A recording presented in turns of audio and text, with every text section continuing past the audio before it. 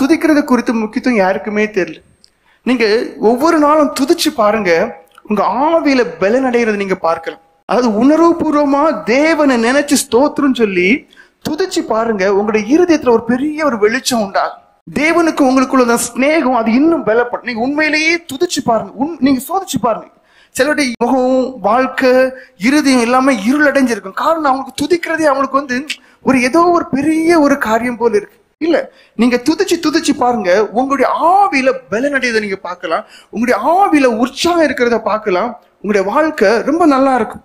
வியாதி படுக்கையிலையும் துதிச்சு பாருங்க, உங்களுக்கு விசுவாசம் பெருகும், நம்பிக்கை பெருகும். எனக்கு தேவன் சுகம் தருவார்ன்ற விசுவாசம் இருக்கு. ஒருவேளை இது என்னுடைய கடைசி காலத்துக்காக இருந்தாலும் கூட எனக்கு பரலோகம் உண்டுங்கிறதான நிச்சயம் பெருகும். துதிக்கிறது அவ்வளவு ஒரு பலன் இருக்கு. தேவன் உங்களோடு கூட இடைப்படக்கூடியவராக இருப்பார். அந்த விசுவாசத்தின் அளவு பெருகும், தேவ சிநேகத்தின் அளவு பெருகும், தாங்க சகிக்கூடிய பலன் அதிகமாகும்.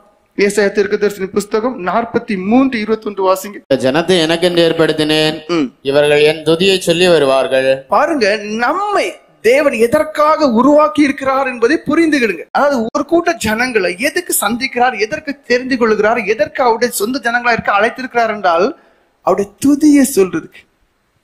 இந்த ஜனத்தை எல்லாரும் இல்லை, தேவனை விசுவாசிக்காத ஜனங்கள் எவ்வளவோ இருக்கிறாங்க, விசுவாசத்தை பின்வாங்கி போன ஜனங்கள் எவ்வளவோ இருக்காங்க, மன கடினத்துக்கு இடம் கொடுத்து போகிற ஜனங்கள் எவ்வளவோ இருக்காங்க. நான் தேவனை நோக்கி கூப்பிட்டேன், எனக்கு ஒன்னும் கிடைக்கலன்னு சொல்லி முறுமுறுத்து குறை சொல்லி போகக்கூடிய ஜனங்கள் ஏராளம் இருக்கிறாங்க. ஆனா இந்த ஜனத்தை, எந்த ஜனம் நம்மள எனக்கென்று ஏற்படுத்தினேன்.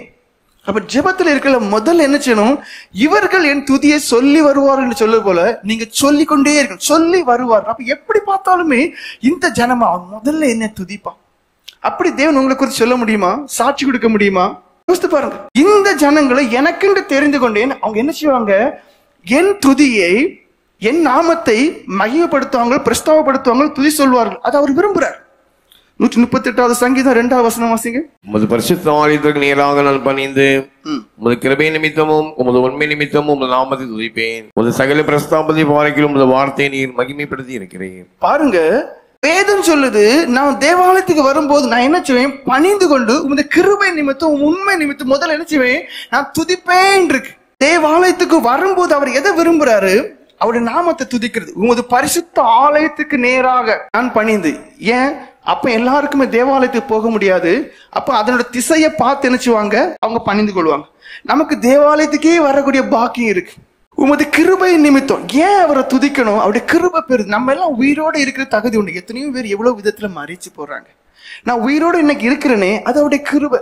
ஒரு மனுஷன் பரிசுத்தமானா, நீதிமானா, ரட்சிக்கப்பட்டா நிலைநிற்க வேண்டியதான் அவருடைய கிருபை தான் தேவை. அப்போ அதை உணர்வுள்ள மனுஷன் எப்படி புரிவான், அவருடைய கிருபை நிமித்தம் உண்மை நிமித்தம் நான் உண்மை துதிப்பேன். ஏன், அவருடைய இறக்கம் எனக்கு இருக்கு, அதனால நான் உயிரோட இருக்கிறேன். அவர் துதிக்க பாத்திரர். நான் ஆலயத்துக்கு வரும்போது அல்லது ஆலயத்தை நோக்கி நான் ஜெபம் பண்ணும்போது நான் முதல்ல செய்யக்கூடியது துதிக்கக்கூடியதான ஒரு காரியம் என்று 145வது சங்கீதம் 10வது வசனம் வாசிங்க. கர்த்தாவே, உம்முடைய கிரியைகள் எல்லாம் உம்மை துதிக்கும், உம்முடைய பரிசுத்தவான்கள் உம்மை ஸ்தோத்திரிப்பார்கள்.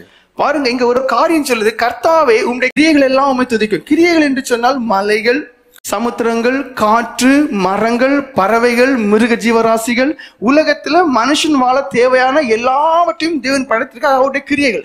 ஆனா அவைகள் தேவனை துதிக்குமா என்றால் துதிக்காது. அப்படின்னு அர்த்தம் என்ன, அவை எல்லாவற்றையும் நமக்காக, நம்முடைய பயன்பாட்டுக்காக, நம்முடைய தேவைகளுக்காக, நம்முடைய ஆசீர்வாதங்களுக்காக, நம்முடைய சரீர நலன்களுக்காக தேவன் தந்திருக்கிறதுக்காக நம்ம என்ன செய்யணும், அவைகளை நினைத்து, அவருடைய கிரியைகளை நினைத்து நம்ம துதிக்கணுமா.